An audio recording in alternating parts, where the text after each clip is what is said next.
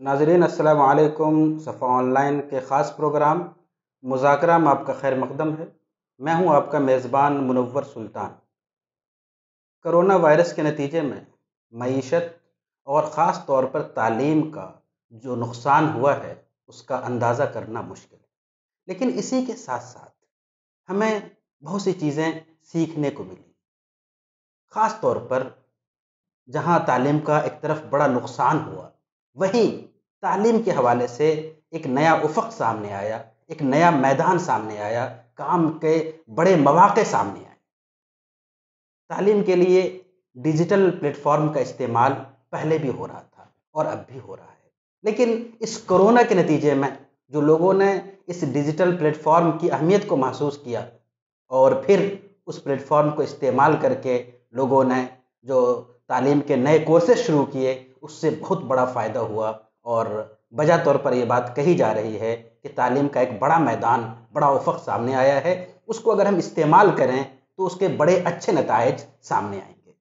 گزشتہ 2 سالوں میں بہت سے نوجوانوں نے، مسلم نوجوانوں نے دینی، تعلیمی، تربیتی ان موضوعات کو سامنے رکھ کے اس ڈیجیٹل پلیٹ فارم کو، آن لائن تعلیمی سسٹم کو استعمال کیا، اور کرونا کے دور میں ہی ان چیزوں کو استعمال کر کے جو انہوں نے اس کا فائدہ اٹھایا، اس کا رزلٹ بہت شاندار سامنے آیا۔ اس بات کی شدید ضرورت ہے کہ آج ڈیجیٹل پلیٹ فارم کو تعلیم کے لیے اور مختلف سطح کے لوگوں کو سامنے رکھ کر کورس ڈیزائن کیے جائیں اور ان کا استعمال کیا جائے، بڑے پیمانے پر کیا جائے۔ اسی طرح اس کے بھی تجزیے کی ضرورت ہے کہ جن لوگوں نے اس کو استعمال کیا اس کے لیے چیلنجز کیا تھے، مشکلات کیا تھے، ان کا حل کیا ہو سکتا ہے، اور اگر اس کو بڑے پیمانے پہ استعمال کیا جائے تو ہمیں کن چیزوں کی تیاری کرنی پڑے گی اور کس طرح بہتر نتائج سامنے آ سکتے ہیں۔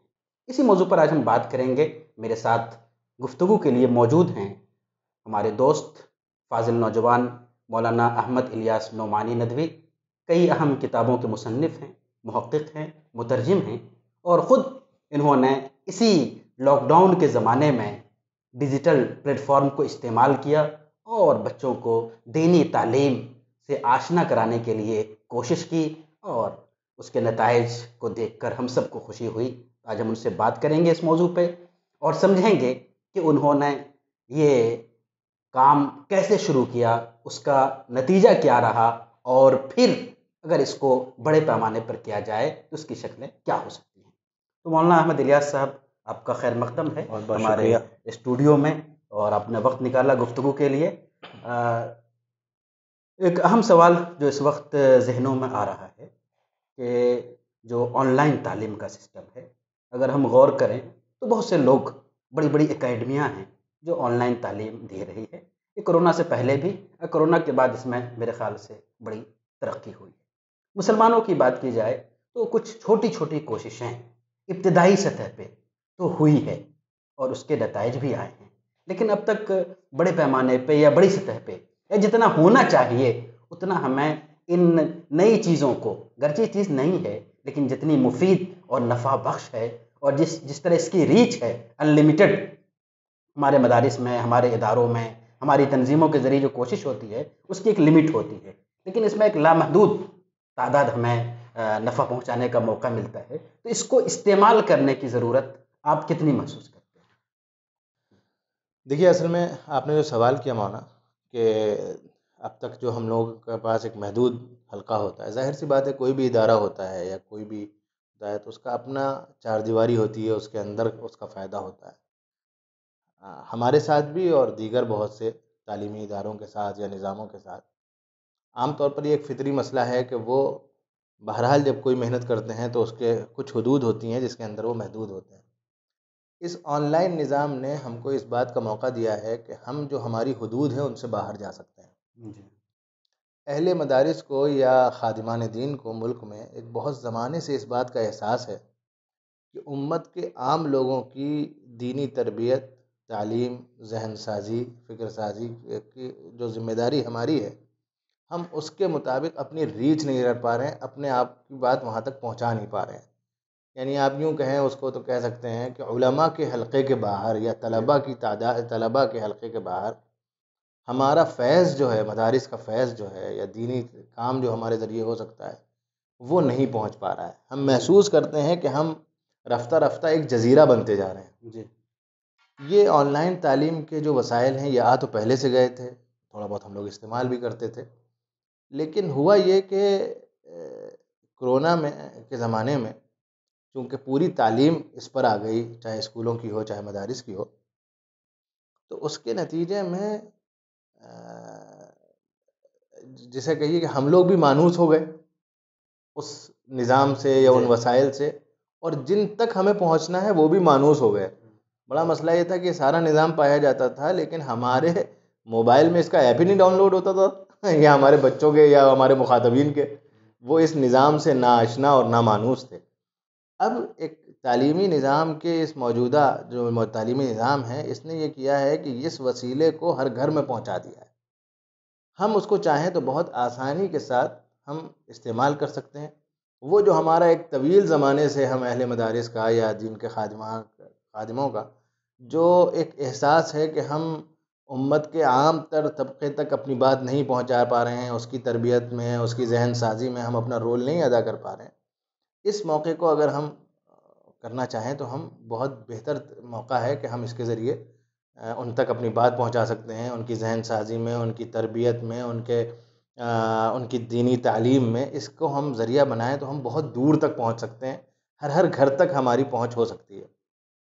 اچھا، یہاں پر اس بات کا تذکرہ بھی ضروری ہے کہ علماء کے حلقے میں گو کہ اس وسیلے کو کم استعمال کیا گیا ہو، لیکن غیر علماء یا آپ کہہ لیجیے کہ روایتی جو حلقے ہیں ان کے علاوہ کے حلقوں میں دینی کاموں کے لیے بھی بہت استعمال ہوا ہے.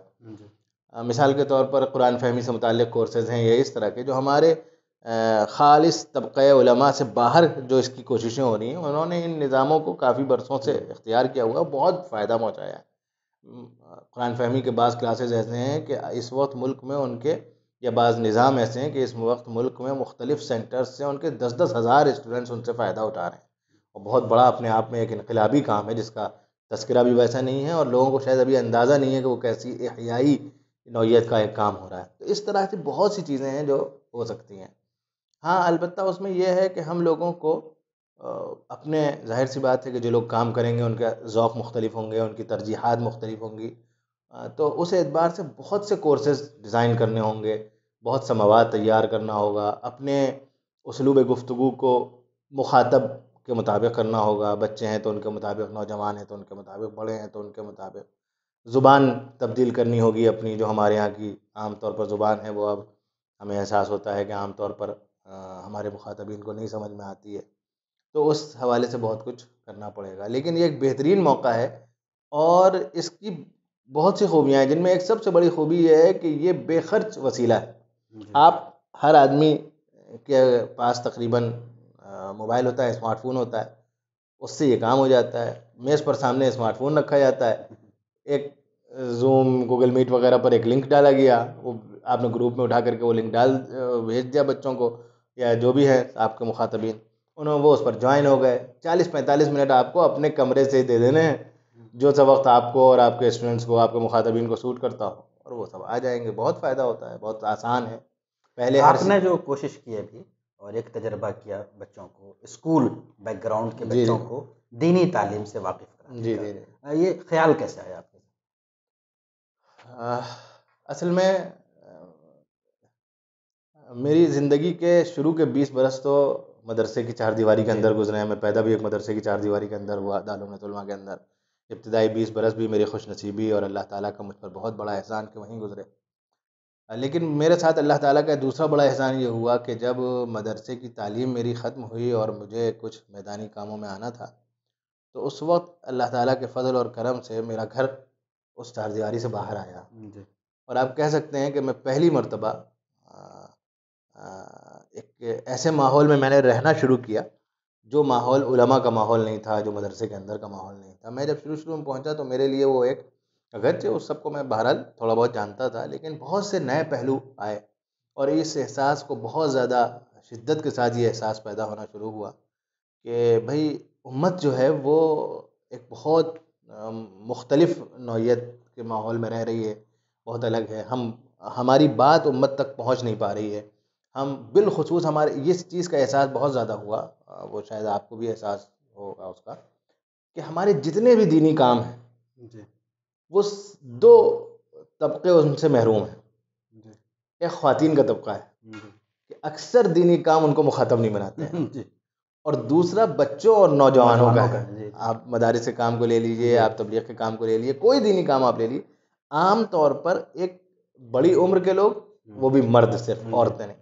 یعنی ہم نے اپنے لیے جو معاشرے کا طبقہ نکالا وہ کچھ بڑے بوڑھے اور کچھ عمر دراز لوگ، تھوڑے بہت جوان آ جائیں، اور وہ بھی صرف مرد. اس کا نتیجہ یہ ہوا کہ ہمارا کوئی کردار گھروں کے ماحول میں نہیں رہا. آج کی دنیا میں گھر کا ماحول عورت کا ماحول ہوتا ہے. مرد صبح اٹھتا ہے، موجودہ معیشت میں چلا جاتا ہے، رات میں واپس آتا ہے، اور ہاں جو گھر میں رہتا ہے، جو اگلی نسل کو تیار کر رہا ہے، جو ہماری خواتین ہوتی ہیں، وہ ہماری مخاطب نہیں ہیں. ان کی تربیت، ان کی ذہن سازی، تو ایک تو پہلا احساس یہ ہوا کہ ہمیں خواتین میں کوئی دینی کام نہیں. اور دوسرا یہ کہ یہ جو امت کی نئی نسل اس وقت پروان چڑھ رہی ہے، خاص طور سے وہ بچے جو سمجھدار ہو جائیں، 10-12 سال سے لے کر کے 20-22 سال تک کے بچے، ان کے لیے ہمارے پاس کچھ کام نہیں ہے. تو یہ احساس جب ہم مدرسے سے باہر آئے تو یہ احساس بہت تھا. تھوڑی بہت کچھ کوششیں ہوتی رہتی تھیں، لیکن اس لاک ڈاؤن کے زمانے میں جب یہ کیفیت ہوئی کہ تقریباً ہر بچے، سمجھدار بچے کے موبائل میں یا ہر گھر میں یہ وسیلہ استعمال کیا جا رہا تھا، تو خیال آیا کہ بھائی ایک بنیادی دینی تصورات واضح کر دیے جائیں. اصل میں ایک احساس ہمارا یہ بھی ہے کہ جو ہم نے عوام کے لیے جو نظام تعلیم کے سوچے ہیں، خاص طور سے مکتب وغیرہ کا جو ہمارے یہاں نظام ہے، اس میں ادھر بہت اہتمام ہوتا ہے کہ ناظرہ بہت اچھا ہو جائے، قواعد تجوید کا اجرا ہو جائے، لیکن بہت کمی رہ جاتی ہے کہ نماز پڑھنی سکھا دی جاتی ہے، سب کچھ، لیکن بنیادی دینی تصورات کا واضح ہونا یہ بالکل نہیں ہے. یعنی اسلام ایز اے نظام، ہاں، ایز اے سسٹم. ایک نظریے کے طور پر، ایک نظریاتی وجود. اور جب تک ہم موجودہ زمانے میں ہماری نئی نسل جو ہے وہ ایک بہت منظم شرک کی دعوت کی زد پر ہے. اس کو اسکول میں جو نصاب پڑھایا جا رہا ہے وہ مشرکانہ تبلیغ، شرک کی تبلیغ سے بھرا ہوا ہے. اس کو وہ جس ٹیلی ویژن کو اپنے گھر میں دیکھتا ہے وہ شرک کی تبلیغ میں لگا ہوا ہے. تو ہر طرف سے وہ شرک کی تبلیغ میں گھرا ہوا بچہ ہے. اگر آپ اس کے اندر خود دین پر اعتماد اور دین کا نظریاتی وہ پورا واضح نہ کریں، کانسیپٹ واضح نہ کریں، ظاہر سی بات ہے ہر عمر ہوتی ہے، اس کا اپنی سطح ہوتی ہے، لیکن بہرحال جو عمر سب سے پہلے شرک کی دعوت سے متاثر ہونے والی ہو سکتی ہے، تو ہم نے اس کو منتخب کیا. اور وہ ہمارے نظر میں کلاس 6 سے کلاس 10 تک کے بچے تھے اسکولوں میں پڑھنے والے. اور ان کے لیے ہم نے بنیادی طور پر، یعنی عام طور پر جب اس طرح کی کوششیں ہوتی ہیں تو ہم لوگوں کے ذہن میں آتا ہے کچھ دعائیں یاد کرا دی جائیں، نماز کے مسائل بتا دی جائیں. ہم نے ان چیزوں کو عام طور پر اپنے نصاب میں نہیں رکھا، بلکہ ہمارے ذہن میں اصل چیز تو عقائد کی تھی. عقائد کا مسئلہ تھا، یا جو جو دینی آپ کہہ لیجیے کہ دین کا ایک تعارف گویا کہ وہ ہمارے ذہن میں تھا. اور اس کے لیے ہم نے کچھ موضوعات منتخب کیے، کچھ چیزیں کی، کچھ اپنے ذہن میں پہلے ریاض کیا کہ کیا چیزیں کس طرح بچوں کے لیے پیش کی جائیں. اس کا پورا ایک نوٹس تیار کیے اور پھر بچوں کے لیے اس کو کیے. الحمدللہ بہت فائدہ ہوا. بچوں کا بھی جو ریسپانس آیا اور بچوں کے والدین کی جانب سے بھی، تو وہ بہت ہی امید افزا، حوصلہ افزا تھا. اور اسی لیے ہر مہینے اب ہم تقریباً ایک بیچ کر دیتے ہیں. اس کا 10 دن کا بس نظام ہے. وہ اب تک 2 بیچ ہو چکے ہیں. جی، تیسرا بیچ انشاءاللہ چند دنوں میں کیا شروع ہونے رزلٹ والا رہا آپ کا؟ ہے. ہم یوں سمجھیے چونکہ زوم پر کرتے ہیں، اس لیے کہ عام طور پر بچے جو ہیں وہ زوم کے عادی ہوتے ہیں، اور زوم میں اگر ہم ایسے ہی عام پیک لیں تو وہ 100 کی لمٹ ہوتی ہے. تو اس لیے ہم 100 ہی داخلے لیتے ہیں. اور تقریباً 70-80 بچے ایسے ضرور ہوتے ہیں جو کہ مستقل شرکت کرتے ہیں اس میں، اور یہ ایک بہت اچھا تناسب ہے ہمارے نزدیک. تو ان بچوں میں جب وہ شروع میں آتے ہیں تو بالکل جسے میں نے کہا نا کہ تصور دین سے بالکل عاری ہوتے ہیں. ان کو کچھ نہیں معلوم ہوتا. وہ جانتے نہیں کہ اصل میں ہم جس نسل کی فکر ہمیں کرنی ہے اور بہت کرنی ہے، وہ اس کا مسئلہ یہ ہے کہ اس کے سامنے آپ اس سے پوچھئے اپنے نوخیز مسلمان لڑکوں اور لڑکیوں سے کہ بچے توحید کس کو کہتے ہیں، شرک کس کو کہتے ہیں. میں یقین کے ساتھ کہہ سکتا ہوں آپ کسی بھی محلے میں جا کے پوچھ لیجئے مسلمانوں کی پورے ملک میں 1-2 بستیاں چھوڑ کر، جنہوں نے اپنا تعلیمی نظام خود کفالت ہو گئے ہیں، ساؤتھ کی کچھ بستیاں ہیں وہ خود کفیل ہو گئے ہیں، اس کو آپ ان 2-3 بستیوں کو مستثنا کر دیجیے. تو ہمارے یہاں کا جو صورتحال ہے، اس میں صورتحال یہ ہے کہ توحید اور شرک کا کانسیپٹ واضح نہیں اب ہے. تو وہ لفظ ہی نہیں سمجھ پائیں گے کہ یہ توحید کا کیا لفظ اور شرک شرک کا کا چیز، لفظ جی یہ کیا ہے، وہ ایک نیا لفظ ہوگا. وہ نہیں جانتے اس جی. چیز کو. اور صرف یہی نہیں کہ وہ اس اصطلاح کو نہیں جانتے، اس لفظ کو نہیں جانتے، وہ اس کا مکمل تصور ذہن میں ان کے واضح نہیں ہے. اچھا، دوسری طرف یہ ہے کہ ان بچوں کی صورتحال یہ ہو گئی ہے، مطلب ہم کہاں پہنچ گئے ہیں شاید ہم لوگوں کو اس کا احساس نہیں. آپ ایک عام مسلمان بچے سے جو کہ اسکولوں میں پڑھتا ہو، اسکول کے نصاب نے، مطلب میں اس کا ایک مظہر بتا رہا ہوں، اس سے آپ سمجھ سکتے ہیں. اسکول کے نظام نے یہ کیا ہے کہ آپ اس کو کھڑا کریے اور اس سے پوچھئے کہ رام اور سیتا کی کہانی کیا، وہ پوری کہانی فرفر سنا دے گا. ابھی سیدنا ابراہیم رضی اللہ تعالی عنہ کے حوالے سے ہم نے تھوڑا سا بقرعید سے پہلے محلے کے نوجوانوں کا ایک وہ رکھا، ہم نے بچوں ہی کی بنوا دی ہے، ایک چھوٹی سی تنظیم سی ہے، اس میں 9 سے لے کر 12 تک کے بچے ہوتے ہیں، تو ان کا پروگرام رکھا، انہی کے ذریعے کرایا گیا. تو بچوں کو معلوم ہی نہیں تھا کہ سیدنا ابراہیم کیا ہیں، ان کی زندگی کیا ہے، وہ اسوہ کس لیے ہیں، کیا اس کی دین میں اہمیت ہے، اس چیز کا احساس ہی نہیں ہے. تو اب سوچئے ہم وہاں پہنچ گئے ہیں ہندوستانی مسلمان، ہمیں احساس نہیں ہے. ہم اپنے اداروں کی کثرت سے اپنے حلقوں میں چونکہ رہتے ہیں، تو ہمیں بڑا ایک نوعیت کا اطمینان ہے، اور اس میں کوئی شک کی بات نہیں کہ وہ اللہ کی بڑی نعمت ہے ہمارے لیے. ہم ان لوگوں میں نہیں ہیں جو کہ اس کی ناقدری کریں، وہ اللہ کا بڑا احسان ہے ہمارے لیے. لیکن اب ہم لوگوں کو جو فیض مدرسے سے پہنچا ہے، وہ سب سے بڑا چیلنج یہ ہے کہ مدرسے کے باہر کے لوگوں تک وہ پہنچانا. خاص طور سے نوخیز نسل بالکل عاری ہو گئی. ہم بہت شکوہ کرتے ہیں بچیاں مرتد ہو رہی ہیں، بچے مرتد ہو رہے ہیں. سارا مسئلہ یہ ہے کہ شرک اور توحید کا فرق واضح نہیں ہے، بہت بنیادی فرق. جنت جہنم کا فرق نہیں واضح، اس پر ایمان ایسا نہیں کہ وہ ان کو اس فیصلے سے روک سکے. پھر ہم یہ چاہیں کہ بس کچھ اوپر کی تدبیروں کے ذریعے مسئلہ رک جائے، نہیں ہو سکتا. ہمیں بنیادی دینی تعلیم اور دینی نظریات ان تک پہنچانے ہوں گے. اس کے لیے یہ نظام جو ہے یہ بہت مفید ہے. اور میں آپ سے کہوں کہ 1 2 5 10 100 200 نہیں، ہزاروں نوجوان علماء کو اس کام میں لگنا چاہیے. وہ اپنے اپنے طور سے کام کریں، اپنے اپنے طور سے بات کریں، اپنے اپنے طور سے کورسز ڈیزائن کریں، اپنی اپنی جو ضرورتیں وہ محسوس کریں، اور اس کے بعد شروع کریں. بہت مفید نتیجہ آئے گا. اس نظام کو استعمال کر لینے کی ضرورت ہے. اس کے بغیر ہمارے پاس دوسرا کوئی اس کا متبادل نہیں ہے. جتنی ریچ اس کی ہے اتنی ریچ ہونے گئے. مولانا، جو ہمارے یہاں تعلیمی نظام ہے اس کا ایک بڑا رول، بڑی اہمیت ہے، وہ مسلم ہے. لیکن اس تعلیمی نظام میں ایک محدود عمر کے بچوں کو ٹارگٹ کیا گیا ہے، اور ایک محدود انداز کے بچوں کو جو مدرسے میں پڑھیں گے وہ دینی تعلیم پائیں گے. کچھ جگہوں پہ، کچھ علاقوں میں اسکول کے طلبہ کے لیے بھی کچھ تعلیمی نظام رکھا ہے، اور عام جگہوں پہ یہ نہیں ہے. اس کے علاوہ جو لوگ بچتے ہیں، آپ نے خواتین کا ذکر کیا، بڑی عمر کے مرد حضرات ہیں، نوجوان ہیں. یہ دوسرا، جو مختلف پیشوں سے وابستہ لوگ ہیں، تعلیم یافتہ ہیں، ڈاکٹری کا پیشہ ہے، دوسرے پیشے ہیں جس سے جو لوگ جڑے ہوئے ہیں اور دین کی تعلیم سے ناشنا ہے. اگر ان لوگوں کو سامنے رکھ کے اور ان کے مزاج اور ان کے تعلیمی جو ان کی صلاحیت اور لیاقت ہے اس کو سامنے رکھ کے اگر چھوٹے چھوٹے کورس بنائے جائیں، تو آپ کو کیا لگتا ہے اس سے کتنا فائدہ ہوگا؟ بہت فائدہ ہوگا. اور اس سلسلے میں آپ سے ایک نام لوں گا. نوجوان ندوی فاضل ہیں، محسن صاحب، کلکتے کے ہوتے ہیں. میرا فیس بک ہی کے ذریعے رابطہ ہے ان کا. تو ان کے کچھ تجربات میں نے دیکھے، انہوں نے کچھ لکھے، ان سے رابطہ کیا، ان سے باتیں کی. بہت کامیاب نظام ہے ان کے بھی. انہوں نے کچھ کیا، وہ ایک سیدھے سادھے، مجھے محسوس ہوتا ہے کہ ایک دینی جذبہ رکھنے والے ایک اچھے نوجوان عالم ہیں. اور انہوں نے مجھ کو بتایا کہ جب انہوں نے اس طرح کی کچھ چیزیں بطور خاص، انہوں نے خواتین اور لڑکیوں کے لیے بطور خاص چیزیں ڈیزائن کی ہیں. کہ مثال کے طور پر ایک بیچ تھا میڈیکل کالج کی اسٹوڈنٹس کا. انہوں نے ان سے مطالبہ کیا کہ ہم اتنے دن ہماری چھٹی ہے، آپ ہمارے لیے ایک کورس ڈیزائن کریے اور ہمیں اتنے دن میں کرا دیجیے. امت میں دین کی بے پناہ طلب ہے، امت میں دین کی بے پناہ طلب ہے. جنہیں امت کے دین کی فکر کرنی تھی وہ امت کی دوسری چیزوں کی فکر میں لگ گئے. امت کی دوسری چیزوں کی فکر تو امت خود کر لے گی.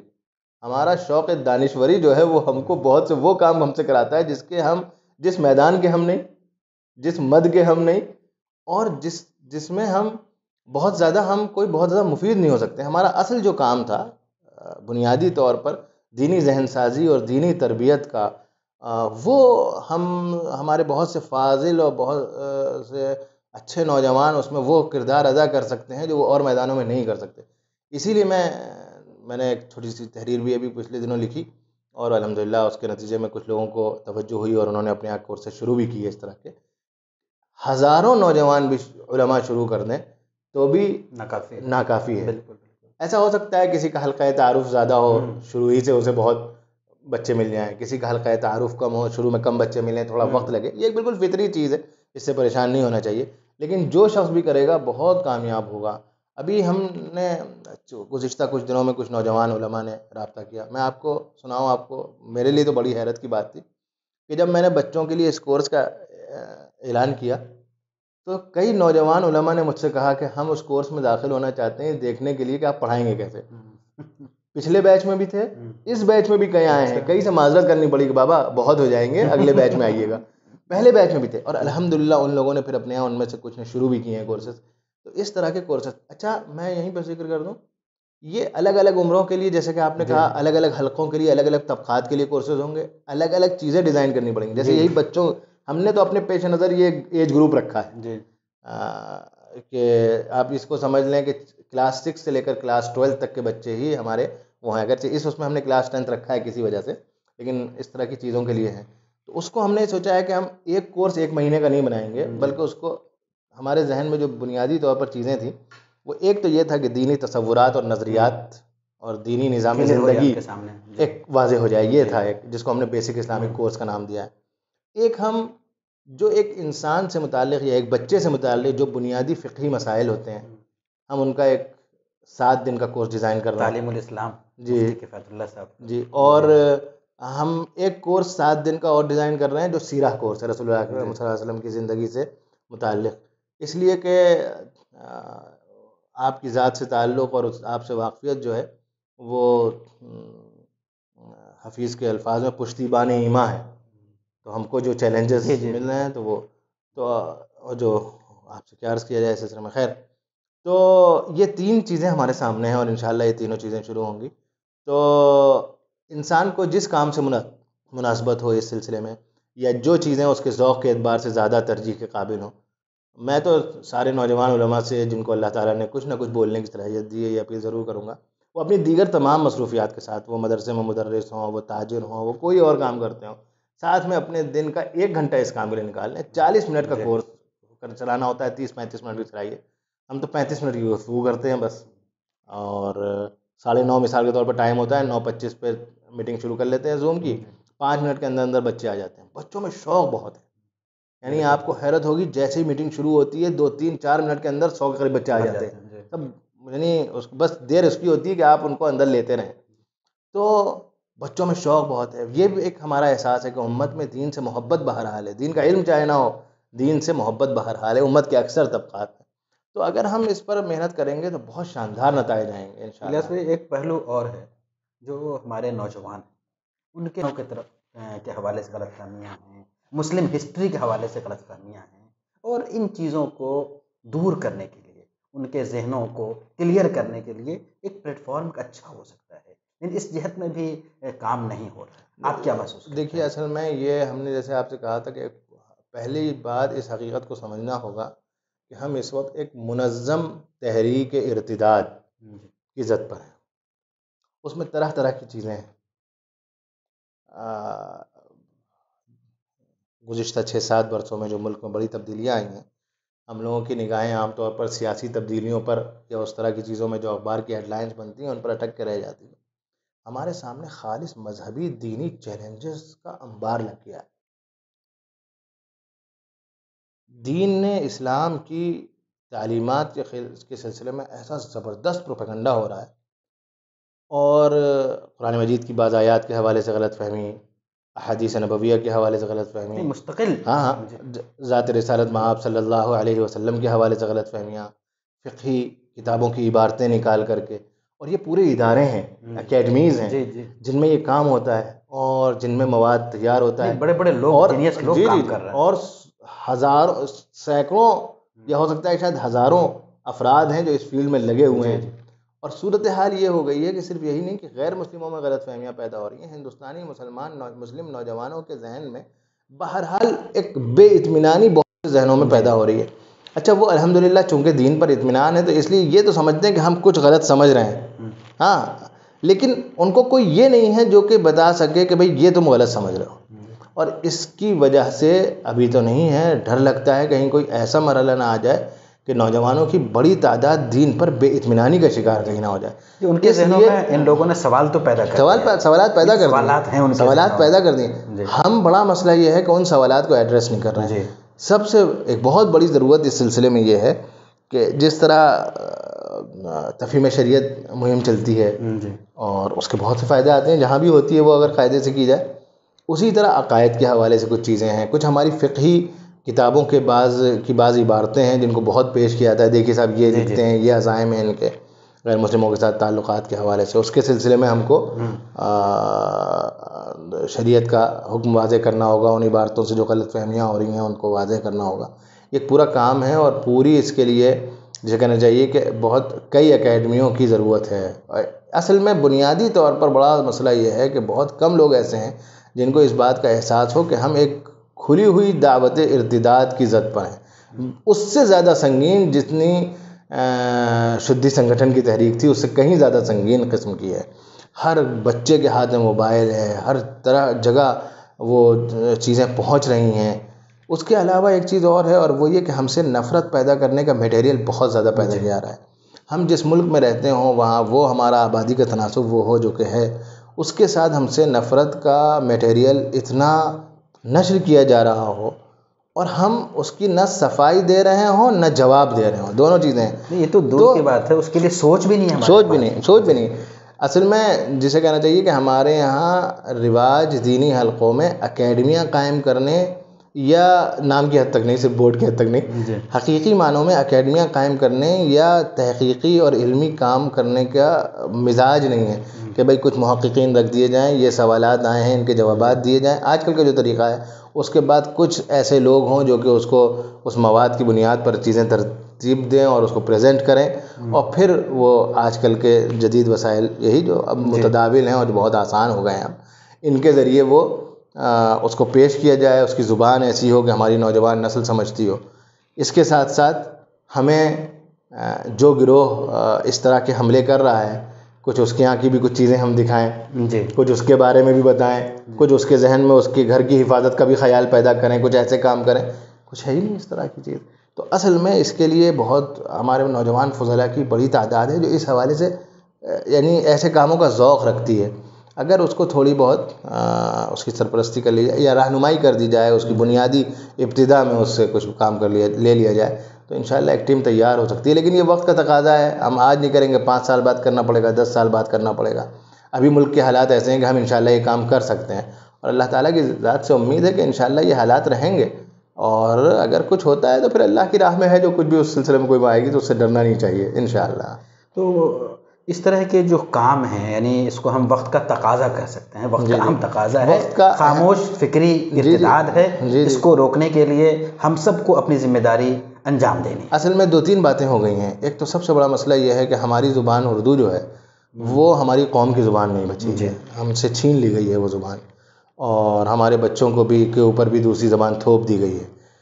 تو ایک اللہ کا بڑا احسان یہ ہے کہ ان جدید وسائل میں رسم الخط کی ضرورت نہیں ہے. ہماری گفتگو کی ضرورت ہے، اور ہماری گفتگو عوام سمجھ سکتی ہے، ہمارے لوگ سمجھ سکتے ہیں، ہماری نوجوان سمجھ سکتے ہیں. تو ایک بہت بڑا اس سے ایک فائدہ یہ ہوا ہے کہ وہ جو ایک مسئلہ تھا کہ ہم ہندی نہیں لکھ پاتے اور عوام ہماری اردو نہیں سمجھ پاتی، یا عام طور پر لوگ جو ہے وہ اردو نہیں سمجھ پاتے، الحمدللہ کہ یہ چیز جو ہے یہ تو اس وسیلے نے یا اس ذریعے سے یہ چیز تو ختم ہو گئی ہے. اب مسئلہ یہی ہے. اور اس کے لیے میں پھر آپ سے بات کہوں، اگر کوئی ایک بندہ خدا بھی، کوئی ایک اچھا فاضل بھی یہ کر لے کہ وہ ایک چیز کو لے، ایک ویڈیو مثال کے طور پر کسی کی لے جس نے اس طرح کی زہر افشانی کی ہو رسول اکرم صلی اللہ علیہ وسلم کی ذات کے بارے میں، اسلامی تاریخ کے حوالے سے، اسلامی عقائد کے حوالے سے، نظریات کے حوالے سے، فقہ کی کتابوں کے حوالے سے ایک ویڈیو لے، اس کا بہت اچھا اور سنجیدہ تجزیہ، اور وہ اس زبان اور اسلوب میں نہ ہو جو اس زبان اور اسلوب میں ہمارے یہاں موقف کی تردید کرنے کا، ہاں جس کو ہم کہہ سکتے ہیں دندہ شکن اسلوب، تو وہ دندہ شکن اسلوب نہ ہو، ٹھیک ہے نا، دانت باقی رہنے دیجیے آپ اس کے. اور اس طرح اگر ہم اچھی جو ایک اچھا اسلوب ہو، جو معقول اسلوب ہو، جو لوگوں کو اپیل کرے، اور ہم خوب سوچ سمجھ کر جو بھی نوجوان ویڈیوز بنائیں گے کچھ کریں گے تو انشاءاللہ بہت مفید ہوں گے. ہمارے نوجوانوں میں ایک بہت بڑا مسئلہ یہ آیا ہے کہ وہ ان کو اپنی صلاحیتوں یا اپنے اوپر اعتماد نہیں ہے. مطلب یہ میں گزشتہ 10-12 سال کے فارغین میں بطور خاص اس بات کو محسوس کر رہا ہوں. نہ جانے ان کے ذہن میں یہ کیوں یہ بات بیٹھ گئی ہمارے کرنے سے کیا ہوگا, بڑے ادارے یا بڑی تنظیمیں کریں تو کچھ ہوگا. یہ ایک مطلب جسے کہنا چاہیے, مجھے ایسا لگتا ہے کہ یہ ایک شیطانی وسوسہ ہے جو اس زمانے میں بہت زیادہ اڑالا گیا ہے. نہیں, ایسا نہیں ہے.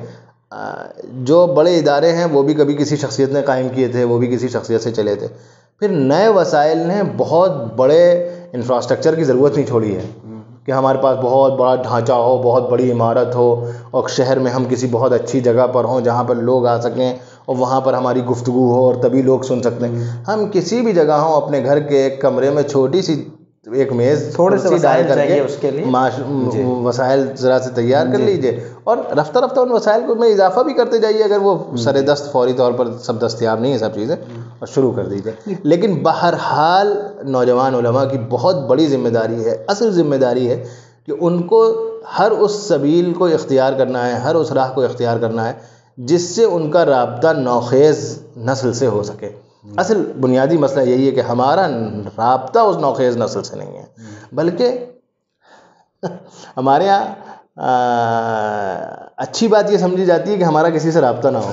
ہم بس اپنے کام سے کام رکھتے ہیں, بھائی ہم لوگوں سے ملتے نہیں ہیں. ارے بھائی آپ لوگوں سے ملیں گے نہیں تو آپ لوگوں تک دعوت کیسے پہنچائیں گے, آپ لوگوں تک دین کی بات سمٹتے اتنے سمٹ گئے ہیں جی کہ اب اس سے نکلنے میں یہ چیز اچھی سمجھی جاتی ہے کہ ہمارا کسی, دیکھیے بھائی ہم تو کسی سے رابطہ نہیں رکھتے ہیں, بس ہم اپنا کام کرتے ہیں, پڑھا دیتے ہیں, آ جاتے ہیں, مسجد میں نماز پڑھتے ہیں, چلے آتے ہیں. اپنے مشکل یہ ہے کہ جو ہماری عوام ہیں وہ ایسے لوگوں کو بزرگ اصل میں مسئلہ دیکھیے اصل مسئلہ یہ ہے کہ ہمیں دو باتیں سوچنی ہیں. ایک تو یہ کہ ہمیں اپنی عوام کی نگاہ میں مقدس بننا ہے یا ہمیں اپنی عوام کی دینی فکر کرنی ہے. تو ظاہر سی بات ہے کہ بھائی ہمیں اپنے عوام کی بھی تربیت کی ضرورت ہے, ان کو بتایا جائے کہ دین کا کام کرنے والے یہ لوگ ہیں. نہیں, جب آپ کام کریں گے تو احساس ہوگا, جب آپ کام کریں گے تو احساس ہوگا. بہرحال وہ حلقہ جو ہے اس نے کچھ نہ کچھ دینی کام کیا ہے, اس لیے اس کا ایک اثر ہے. جو اگر ہم بھی کچھ اس سے مختلف تھوڑا سا کام کریں گے, یا جیسے میں نے کہا کہ اس طرز زندگی سے باہر نکلے ہوئے ہیں, تو ایسا نہیں ہے کہ وہ اس کو عوام سمجھتی نہیں, مفید سمجھتی کرتی ہے. آخری سوال, یہ جو ایک فکری ارتداد ہے, خاموش ارتداد ہے, وہ بڑے پیمانے پہ ہے, اظہار بہت تھوڑا ہو رہا ہے, حقیقت میں بہت زیادہ ہے. اس پورے پس منظر میں نوجوان اہل علم اور جن کے اندر شعور ہے, میرے خیال سے یہی سب سے بڑا کام کر سکتے ہیں. ایسے لوگوں کے لیے آپ کیا پیغام دیں گے؟ میں پہلی ایک ذرا سی آپ سے بات کہوں کہ فکری ارتداد کو وساوس کہہ لیجئے, وہ تعبیر ذرا زیادہ سنگین ہوتی جا رہی ہے. وساوس پیدا ہو گئے ہیں, ارتداد بہت فائنل مرحلہ ہو جاتا ہے. وساوس واقعی پیدا ہو گئے ہیں, کچھ سوالات اٹھ گئے ہیں, کچھ سوالات ذہنوں میں آئے ہیں اور وہ پریشان بھی کر رہے ہیں, ایسا ہے. اور وہ ظاہر سی بات ہے کہ ملک میں مقتدر طبقہ اور اس کے پیچھے کی تنظیم وہ اس کو بہت زبردست پیمانے پر اس کی تبلیغ کر رہا ہے, اس کی بہت بڑے پیمانے پر اس کی نشر و اشاعت میں لگا ہوا ہے, بے پناہ وسائل اس کے پاس ہیں, تو وہ فطری چیز ہے کہ وہ غلغلہ ہوگا اس کا. لیکن جہاں تک بات ہے کہ ہمارے نوجوان, اصل مسئلہ وہی ہے کہ دو باتیں ہیں. ایک تو یہ کہ نوجوان نسل جو علماء کی ہے اس کے ذہن میں کچھ دیگر چیزیں ایسی حاوی ہو گئی ہیں کہ اپنا دینی تبلیغی تربیتی کردار اکثر لوگوں کے نزدیک موہوم ہو گیا یا اس کے اوپر پردہ پڑ گیا ہے. مطلب یہ اپنا اصل بنیادی کردار یہ سمجھنا کہ ہمارا اصل کام جو ہے وہ امت کی دینی تربیت اور دینی ذہن سازی ہے, اس کے اوپر ایک پردہ پڑا ہوا ہے. یعنی جسے ہمارے یہاں کہتے ہیں نا, زمانے کی ضرورتوں کے نام پر جن چیزوں کا تذکرہ ہے ان کے تذکرہ بہت ہے. ان کا تذکرہ بہت ہے, اور بنیادی یہ جو اتنا بڑا دینی چیلنج ہے اس کا تذکرہ. کوئی خبر آ گئی تو 1-2 دن گردش میں رہا, سوشل میڈیا پہ وہ موضوع جو ہے وہ برننگ ٹاپک بن گیا اور پھر اس کے بعد ختم ہو گیا. تو یہ ایک تو یہ کہ ہم سب سے بڑی ضرورت یہ ہے کہ ہمارے نوجوان جو علماء ہیں ان کے ذہن میں یہ ہو, ان کے اساتذہ ان کے ذہن میں یہ بٹھائیں کہ اصل کام آپ کا جو ہے وہ دینی تربیت ہے لوگوں کی. اور دوسری بات یہ کہ ان کو بھی اپنا یہ کردار تمام تر کرداروں سے زیادہ عزیز ہونا چاہیے. اگر وہ ایسا کرتے ہیں, سب سے پہلے تو ذہن میں یہ بات ڈالنی, اس کے بعد ان سے یہ کہنا ہے کہ آپ کا اصل کام یہ ہے کہ آپ کی جو مشغولیت بھی زندگی میں ہو, آپ اس کے علاوہ اپنی گلی, اپنے محلے, اپنے گاؤں کے نوجوان نسل سے آپ کا رابطہ ہونا چاہیے، اور اگر یہ نہیں ہے تو پھر معاملہ خراب ہے۔ اصل چیز جس نے ہمیں اس جگہ پہ لا پہنچایا ہے وہ یہ ہے کہ ہمارا رابطہ ہماری نوجوان نسل سے نہیں ہے۔ ہم جس گلی میں رہتے ہیں اس گلی کے لڑکوں کو بس جانتے تو ہیں کہ یہ فلاں صاحب کے لڑکے ہیں، لیکن ان کے ساتھ ہمارا اٹھنا بیٹھنا، وہ ہم سے سوالات کریں، شرارتوں کا علم ہوتا ہے، ہاں، لیکن ان کی اچھائیوں کا، ان کی ضرورتوں کا ہمیں احساس نہیں ہوتا۔ جی ان کو ہم اہمیت نہیں دیتے۔ اگر ہم کوئی پروگرام کرتے ہیں، کچھ کرتے ہیں، تو 40 سال کی عمر کے، 30 سال کی عمر کے، 50 سال کی عمر کے لوگوں سے کہتے ہیں ذرا آئیے گا، وہ فلاں جگہ دینی گفتگو ہے اس موضوع پہ، لیکن ہم کبھی بھی نہیں 15 سال سے لے کر 20 سال کے لڑکوں سے کہتے ہیں۔ سب سے زیادہ پریشان اس وقت وساوس والا معاملہ ان کے ساتھ ہے، ہم ان کو ایڈریس ہی نہیں کرتے، ان کو مخاطب ہی اپنا نہیں بناتے ہیں۔ یہ ہے پریشانی۔ اصل میں بہت بڑی مسئلہ ہے کہ ہمیں یہ سمجھنا ہوگا کہ ہمیں جو نوجوان نسل ہے اس سے ہمارا رابطہ بہت زیادہ ہونا ہے۔ وہ اگر ٹوٹا تو ہم جہاں پر اب ہیں، جیسی منظم تحریک شرک کی ہمارے یہاں چل رہی ہے، دعوت شرک کی ہمارے یہاں ہے، اس کا سامنا کرنے میں پریشانی ہوگی۔ یقیناً حق بڑا طاقتور ہے، اگر حق کے علمبردار جو ہیں اس کے لیے کچھ کرنے لگے تو بہت بہترین نتائج آئیں گے انشاءاللہ۔ جن لوگوں نے بھی کوشش کی ہے ان کے سامنے اتنے حوصلہ افزا نتائج ہیں کہ وہ بہت شاندار انشاءاللہ ہو جائے گا۔ جزاک اللہ۔ ناظرین، ہم بات کر رہے تھے اس وقت جو ایک اہم ضرورت ہے، آن لائن ذریعہ تعلیم کو اختیار کر کے سماج کے مختلف طبقات تک دینی تعلیم پہنچائی جائے، انہیں دین کے بیسک نالج سے باخبر کیا جائے، ان کے ذہنوں میں جو اعتراضات ہیں، جو شبہات ہیں، جو وساوس ہیں، اس کو نکالا جائے، جو غلط فہمیاں پیدا ہو گئی ہیں اس کو وہاں سے ہٹا کے جو صحیح معلومات ہے، معلومات ان تک پہنچائی جائے۔ یہ آج کے وقت کا ایک بڑا کام ہے، بہت بڑی ذمہ داری ہے، اور یہ ذمہ داری ہمارے نوجوان اہل علم، اہل قلم، اہل دانش اٹھا سکتے ہیں، اور ان کو اٹھانی چاہیے۔ اسی کے ساتھ ساتھ جو ہمارے بڑے ہیں، باشعور طبقہ ہے ہمارا، انہیں بھی ہمارے نوجوانوں کی سرپرستی کرنی چاہیے، حوصلہ افزائی کرنی چاہیے، اور پھر اس طرح یہ ہمارے نوجوان زیادہ بہتر انداز میں کام کر سکیں گے، اور جو ایک بڑی ضرورت پیدا ہو گئی ہے اس کو پورا کرنے کی کوشش کریں گے۔ اسی کے ساتھ ہمیں دیجیے اجازت۔ بہت بہت شکریہ۔ جزاک اللہ۔